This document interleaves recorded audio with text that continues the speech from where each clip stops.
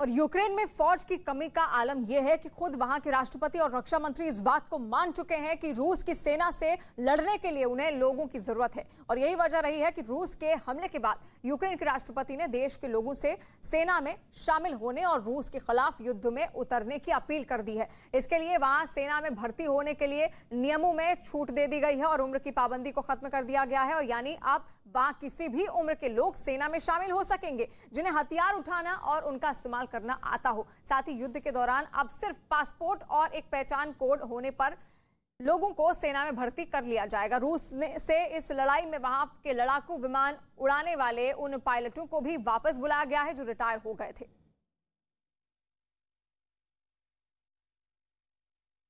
और इस वक्त की बड़ी खबर आप देख रहे हैं, कीव में भारी गोलाबारी हो रही है। यूक्रेन में लोग अब गोलाबारी से बचने के लिए चर्च में पनाह भी ले रहे हैं और तस्वीरें आपको दिखाते हैं। ये तस्वीरें यूक्रेन की राजधानी कीव की हैं जहां पर भारी तादाद में लोग चर्च में पहुंचे हुए हैं। चर्च के भीतर की तस्वीरें, छोटे छोटे बच्चे, हर कोई डरा सहमा हुआ है और लोग कोशिश कर रहे हैं कि किसी भी तरीके से वो सुरक्षित स्थानों पर शिफ्ट हो जाएं, क्योंकि लगातार बंकर्स भी बनाए गए हैं जिसके भीतर लोग सुरक्षित महसूस तो कर रहे हैं लेकिन वहां पर तनाव की स्थिति बनी हुई है। इसलिए मेट्रो स्टेशनों में उन्होंने शरण ले ली है। चर्च में किस तरीके से शरण ले ली है उसकी तस्वीर आपके सामने है। बहुत बड़ी संख्या में लोग अब चर्चों के भीतर प्रवेश कर रहे हैं और अपना सामान लिए वो वहां पर पहुंच रहे हैं। और धीरे धीरे देखिए किस तरीके के हालात वहां पर बनते जा रहे हैं, क्योंकि छोटे से छोटे बच्चे तक वहां पर डरे सहमे हुए हैं। ये तस्वीरें हैं यूक्रेन के भीतर एक चर्च की, जहां पर अब लोग धीरे धीरे आ रहे हैं ताकि खुद को वो सुरक्षित रख सकें, अपने परिवार को सुरक्षित रख सकें, अपने बच्चों को सुरक्षित रख सकें। और वहां पर इंतजाम भी उनके लिए प्रॉपर किए जा रहे हैं। तस्वीरें आपके सामने हैं क्योंकि लगातार यूक्रेन पर रूस हमला कर रहा है। और दो तस्वीरें आप देख लीजिए किस तरीके से कहां अलग अलग जगहों पर शरण ली जा रही है लोगों द्वारा। मेट्रो स्टेशन में किस तरीके से लोगों ने शरण ली है और चर्च में भी उनकी ओर से पनाह ली जा रही है ताकि खुद को किसी भी तरीके से महफूज रख सके, सुरक्षित रख सके, क्योंकि यूक्रेन में अब सुरक्षा की गारंटी नहीं है, क्योंकि रूस लगातार हमलावर है यूक्रेन पर और वो चाहता है कि किसी भी तरीके से घुटने टेक दे यूक्रेन उनके आगे। लेकिन ज़ेलेंस्की मानने को तैयार नहीं है। उन्होंने अपने नागरिकों से ऐलान कर दिया है कि आप भी हथियार उठाइए। और ऐसे में जो आम नागरिक हैं, जो बेहद डरे सहमे हैं, उनकी ये तस्वीरें आप देख लीजिए किस तरीके से खुद को सुरक्षित रखने के लिए वो बस जगह ढूंढ रहे हैं कि कोई भी जगह मिल जाए यूक्रेन में, हम वहीं पर खुद को सुरक्षित रख लेंगे, मेट्रो स्टेशन हो या फिर चर्च हो। और इस वक्त की बड़ी खबर आ रही है, रूस और यूक्रेन की सेना के बीच में संघर्ष जारी है। कीव में लगातार धमाके हो रहे हैं। यूक्रेन की राजधानी कीव में भारी बमबारी की भी खबर है। और आज रूस यूक्रेन युद्ध का तीसरा दिन है। 2 दिन बीत चुके हैं, आज तीसरा दिन है, लेकिन हालात तो वही हैं। कीव में भारी बमबारी अब भी महसूस की गई है। हालांकि यूक्रेन का ये दावा है कि कीव को जोड़ने वाले कई सारे ऐसे ब्रिजेस हैं, ऐसे पुल हैं जिनको तबाह कर दिया गया है ताकि रूसी सेना अंदर प्रवेश ना करे, लोग सुरक्षित रहें। और तबाही का क्या मंजर वहां पर है तो उसकी तस्वीरें भी आपके सामने है, किस तरीके से वहां पर लगातार बमबारी की जा रही है, फायरिंग हो रही है।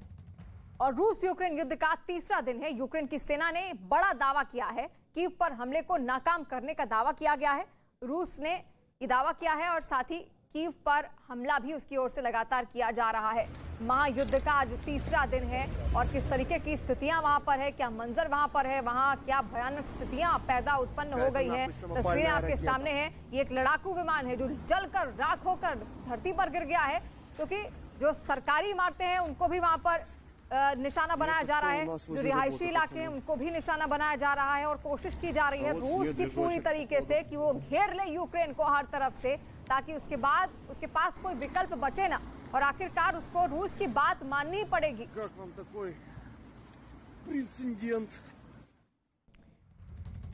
और रूस यूक्रेन युद्ध के बीच बड़ी खबर है कि यूक्रेन रूस से बिना शर्त बात करने को तैयार हो गया है। यूक्रेन शांति चाहता है और वो रूस से बात करने के लिए तैयार है। इससे पहले रूस की तरफ से ये बयान आया था कि पुतिन बातचीत के लिए तैयार हैं। बातचीत की शर्तें भी रखी गई थी जिसमें ये साफ किया गया था कि यूक्रेन के राष्ट्रपति ज़ेलेंस्की से बातचीत अगर होगी तो वो बेलारूस में होगी। यूक्रेन के उत्तर में बेलारूस है जो रूस का सहयोगी देश है। रूस की शर्त थी कि सीजफायर पर अगर चर्चा होगी तो बेलारूस में होगी। इसके अलावा ये भी शर्त रखी गई थी कि यूक्रेन को गुट निरपेक्ष देश रहने का वादा करना होगा।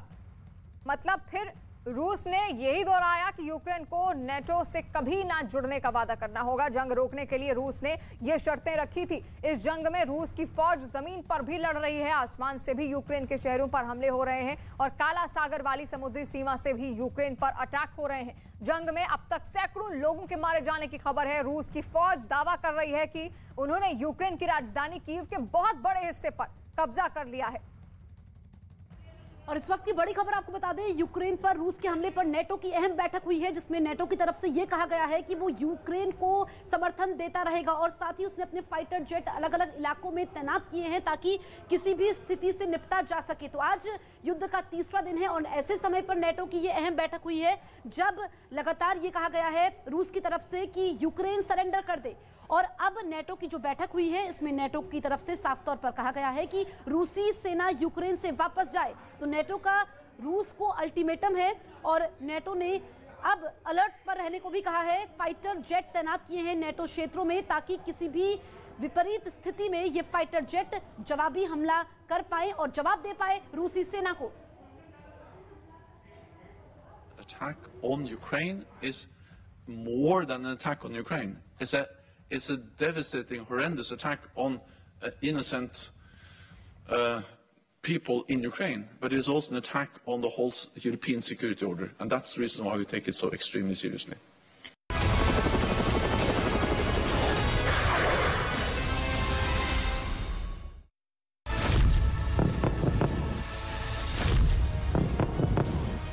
यूक्रेन पर हमले के बाद अब रूस हर तरफ से घिरता दिखाई दे रहा है और ब्रिटेन, मैक्सिको और अमेरिका ने रूस को फौरन यूक्रेन से अपनी सेना को पीछे हटाने के लिए कहा और यूक्रेन पर इसके हमले को गलत करार दिया। संयुक्त राष्ट्र सुरक्षा परिषद की बैठक में रूस के खिलाफ निंदा प्रस्ताव, लड़ाई को, इस जंग को बंद किया जाए। अमेरिका ने रूस के राष्ट्रपति 11 लोगों पर प्रतिबंध। सबीना जुड़ रही है, साथ साथ प्रियंका कांडपाल हमारे साथ जुड़ी हुई है और नीरज भी हमारे साथ जुड़े हुए हैं। वो भारतीय हैं जो वहां पर फंसे हुए थे, नई एडवाइजरी जारी कर दी है। यूक्रेन से लोग भाग रहे हैं, सैटेलाइट इमेज है और दूसरी तस्वीर रोमानिया में। देखिए किस तरीके से लोग भागने के माहौल में हैं। बात करने की कोशिश कर रहे हैं कि उसके बच्चों के लिए क्या किया जा रहा है। वो जो बच्चे हैं उनके छात्रों के परिजन भी वहां पर पहुंचे हुए हैं। एक फ्लाइट जो है वो मुंबई आ सकते हैं। रूस यूक्रेन युद्ध का तीसरा दिन आज है।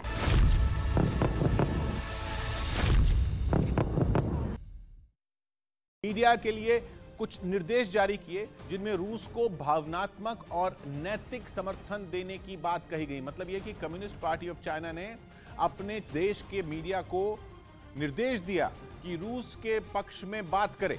यही नहीं, इन निर्देशों में एक और ऐसी बात भी सामने आई जिसने चीन की पोल खोल दी, क्योंकि उसके जरिए चीन ने ताइवान पर कब्जे का इरादा जाहिर कर दिया। ये निर्देश चीन की मीडिया की गलती से सोशल मीडिया पर वायरल हो गए और दुनिया को चीन की प्लानिंग पता चल गई। ऐसा नहीं है कि ताइवान को चीन के इरादे का अंदाजा नहीं है, वहां की सरकार समय समय पर यह बता चुकी है कि चीन की हर चाल पर उसकी नजर है। रूस और यूक्रेन के युद्ध के पहले दिन भी ताइवान अलर्ट नजर आया और उसने बिना देर किए दुनिया भर में शोर मचा दिया कि चीन के एयरक्राफ्ट ताइवान की हवाई सीमा में घुस गए हैं। ताइवान के विदेश मंत्री पहले ही चेतावनी दे